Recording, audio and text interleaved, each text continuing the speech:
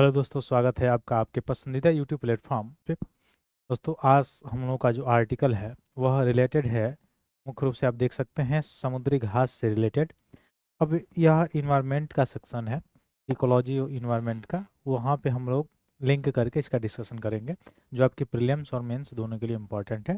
खासकर मेंस के लिए ये टॉपिक ज़्यादा इंपॉर्टेंट होने वाला है, जो आप कोड कर सकते हैं, चाहे यूपी पीसीएस का एग्जाम हो चाहे आपका आईपीओसी का एग्जाम हो। तो जल्द से जल्द जुड़िए और अपने अपने ग्रुप में शेयर कीजिए ताकि हम लोग अपने डिस्कशन को शुरू करें। तो देखिए, समुद्री घास की संख्या में प्रतिवर्ष ये रिपोर्ट बता रहा है 1 से 2% की कमी आ रही है। अब इससे होगा क्या?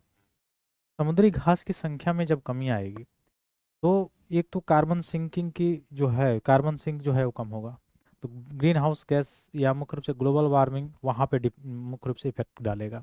दूसरा इफेक्ट इकोसिस्टम में डालेगा, पारिस्थितिक तंत्र में। कैसे? तो ये जो समुद्री घास है, इस पे कुछ डिपेंडेबल छोटी छोटी जो मछलियाँ होते हैं, छोटे छोटे जो जीव होते हैं, वो इस पे डिपेंडेबल होता है। जो अपना भोजन स्वयं नहीं बनाते हैं, इनसे लेते हैं। और उन छोटे छोटे जीवों को ये बड़े बड़े जो मछलियां हैं वह खाते हैं। ठीक है। और ये मीडियम नुमा जो मछलियां हैं, इनको जो है सबसे बड़ी मछली जैसा व्हेल हो गई, ये खाती हैं। तो एक दूसरे से पारिस्थितिक तंत्र जुड़ा हुआ है इनका। जो समुद्री जो पारिस्थितिक तंत्र आप देखेंगे, एक्वेटिक इकोसिस्टम जो आप देखेंगे, वो एक दूसरे से जुड़ा हुआ है। दूसरी तरफ से देखेंगे कि तो ये अगर मुख्य रूप से समुद्री घास अगर समाप्त होता है, तो इसके समाप्त होने से क्या होगा? जो छोटे छोटे जीव जो इसमें लेके पनाह लेते हैं या इनसे भोजन लेते हैं, जो शाकाहारी होते हैं, ठीक है, उनकी संख्या गिरती जाएगी, गिरते गिरते कम हो जाएगी, सीधे समाप्त हो जाएंगे। जो इनकी संख्या गिर रही है, यानी समुद्री घास की संख्या में जब कमी आएगी तो उनकी संख्या में भी कमी आ जाएगी, जो छोटे छोटे जीव इसमें मुख्य रूप से शरण लेते हैं। और जब उनकी संख्या कमी हो जाएगी तो उनको खाने वाले जो उन पर डिपेंडेबल होते हैं, जो बड़ी बड़ी मछलियाँ होती हैं, उनकी संख्या में कमी आ जाएगी, क्योंकि उनके पोषण का स्तर ही समाप्त हो गया। तो वो पोषण ले नहीं पाएंगे तो सीधे सीधे उनका अस्तित्व जो है वो खतरे में आ जाएगा। और इस तरह से आप देख पा रहे हैं कि पूरा जलीय जो मुख्य रूप से एक्वेटिक जो इकोसिस्टम है, वह एक तरह से क्या हो जाएगा? प्रभावित हो जाएगा। ठीक है। या एक तरह से कह सकते हैं कि एक्वेटिक जो बायोडाइवर्सिटी है वो भी क्या हो जाएगा? एक तरह से प्रभावित हो जाएगा। ठीक है। तो इसी से संदर्भ में देखते हैं हम लोग क्या है। तो समुद्री घास क्या है?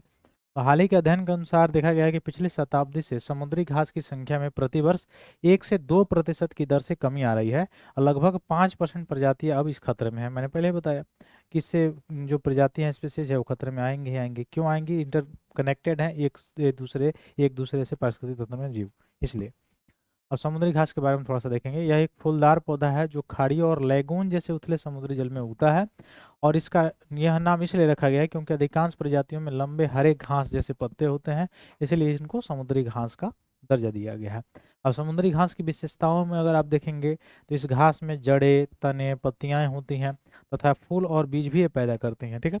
और साथ ही आप देखेंगे तो स्थलीय पौधों की तरह यह समुद्री घास भी प्रकाश संश्लेषण करती है और अपना भोजन स्वयं बनाती है, ऑक्सीजन स्वयं छोड़ती है। मैंने पहले बताया, जब प्रकाश संश्लेषण करती होंगी और मुख्य रूप से भोजन स्वयं बनाती होंगी तो इस पे बहुत सारे जीव डिपेंडेबल होंगे, जो शाकाहारी जीव है। और उन शाकाहारी पे जो है मांसाहारी, और मांसाहारी पे कौन? सर्वाहारी, वो डिपेंडेबल होंगे। तो एक चैन होगा इकोसिस्टम का, इक्वेटिक इकोसिस्टम का, वो प्रभावित हो जाएगा अगर ये प्रभावित हो जाए तो। और दूसरा चीज कार्बन सिंक से भी रिलेटेड है। जो कार्बन को कैप्चरिंग करने का जो क्षमता है, जब ये घास समाप्त होंगे तो वो भी धीरे धीरे कम होगा, तो और भी ग्लोबल वार्मिंग बढ़ने की चांसेस रहेंगे। ठीक है। तो यही सारी चीज़ें इसमें लिखा गया है। इनका विकास लगभग 100 मिलियन वर्ष पहले हुआ था तथा लगभग 72 विभिन्न समुद्री घास जो स्पीसीज हैं, जो 4 प्रमुख समूहों से संबंधित है, वो इसमें पाई जाती हैं। ठीक है। और वितरण कहाँ कहाँ है समुद्री घासों का?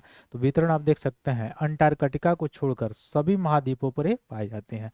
तो अंटार्कटिका जो महाद्वीप है, वहाँ पे छोड़ के जो साउथ में पड़ता है, पृथ्वी है, पृथ्वी के यहाँ पे साउथ वाला पार्ट में अंटार्कटिका, यहाँ इसको छोड़ के बाकी सब जितने भी महाद्वीप है, कॉन्टिनेंट है, वहाँ पे पाए जाते हैं समुद्री घास।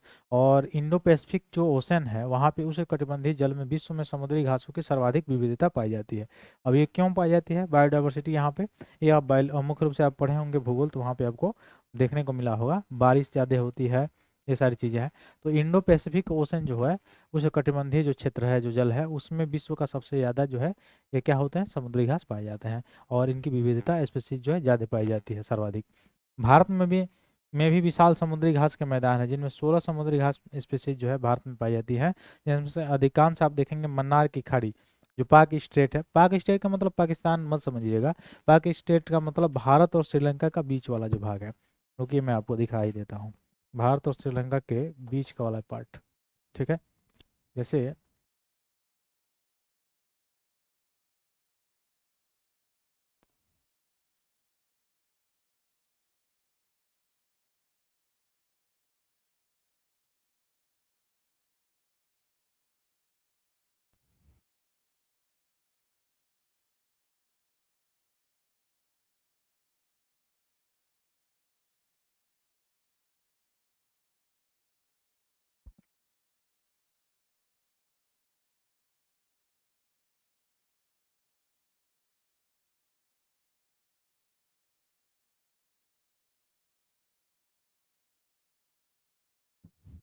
देखिए ये है आपका भारत, और यहाँ पे आपको देखने को मिल जाएगा ये श्रीलंका है और ये भारत है। तो ये तमिलनाडु वाला क्षेत्र आप देख पा रहे होंगे, और तमिलनाडु वाला जो क्षेत्र है और ये श्रीलंका वाला, इसके बीच वाला जो खाड़ी है ये, यही पाक जल संधि है, पाक जल संधि है, ठीक है। और मन्नार की खाड़ी है, यहाँ पे सबसे ज़्यादा बायोडाइवर्सिटी भी पाई जाती है, आपको पता भी होगा। बायोडाइवर्सिटी भी यहाँ पे, बायोडाइवर्सिटी के मतलब नज़रिए से देखा जाए तभी ये इंपॉर्टेंट क्षेत्र है, ज़्यादा पाई जाती है। और गल्फ ऑफ मन्नार आप देख पा रहे होंगे, मन्नार की एक खाड़ी वाला जो क्षेत्र है, यहाँ पे सबसे ज़्यादा समुद्री घास भी भारत में पाया जाता है, ठीक है। अब आपको समझ में आ गया होगा। तो पाक की खाड़ी, अंडमान और निकोबार द्वीप समूह, लक्षद्वीप समूह और कच्छ की खाड़ी में ये पाई जाती हैं विशाल समुद्री घासें। लगभग 16 स्पीसीज घासों की भारत में अकेले पाई जाती हैं, ठीक। अब इसके लाभ क्या है, तो मैं पहले बताया हूँ। कार्बन सोखने यानी कार्बन को सिंकिंग करना, लाखों लोगों के भोजन उपलब्ध कराने के मामले में पेड़ों से बेहतर है। और यह समुद्री जीवन को सहारा देने के लिए पूरा इकोसिस्टम, जो एक्वेटिक इकोसिस्टम है, इस पे डिपेंडेबल है, ठीक है। और तटीय समुदायों को, जो तटीय रेखाएं होती हैं, उनको समुद्र के जो कटाव है उससे बचाती है, पानी के जो जल के कटाव है उससे बचाती है। पानी के नीचे पौधे उष्णकटिबंधीय वर्षावन की तुलना में 35 गुना अधिक तेजी से क्या करते हैं, कार्बन को संग्रहित कर सकते हैं। तो यहाँ से प्रश्न बना सकता है, इस सबसे ज्यादा कार्बन का जो सिंकिंग होती है वो समुद्र में होती है कि स्थल में होती है, कहाँ होती है, तो समुद्र में जो होती है, एक्वेटिक जो इकोसिस्टम है वहाँ पे सबसे ज्यादा कार्बन सिंकिंग होती है, ठीक है। और हजारों वर्षों तक अपने अंदर ये रोक कर रख सकते हैं कार्बन को, ठीक है, सिंकित मुख्य रूप से कार्बन को सोख के, ठीक है। इसलिए ज़्यादा इंपॉर्टेंट होते हैं समुद्री घास। अब आप समझ रहे होंगे कि ग्रीन हाउस गैसों या मुख्य रूप से ग्लोबल वार्मिंग में इसको कम करने में सबसे ज़्यादा भूमिका इसकी हो सकती है। तो इसकी कमी होने से धीरे धीरे कहीं ना कहीं जलवायु परिवर्तन या ग्लोबल वार्मिंग, ये सारी चीज़ें की खतरा मतलब है ही है, साथ साथ इकोसिस्टम पर भी क्या होगा, खतरा आएगा। खतरे क्या हैं, तो शहर, उद्योग और कृषि से जो प्रदूषण है वह इन घासों के मैदानों को क्या कर रहा है, नष्ट कर रहा है। और तटीय विकास, पर्यटन समुद्री घास के नाजुक आवासों पर क्या है, अतिरिक्त दबाव डाल रहे हैं, जिसके कारण ये इनके हैबिटेट में क्या हो रही है, कमी आ रही है, जो कि आने वाले समय में इसका बुरा प्रभाव जो है देखने को मिलेगा, ठीक है।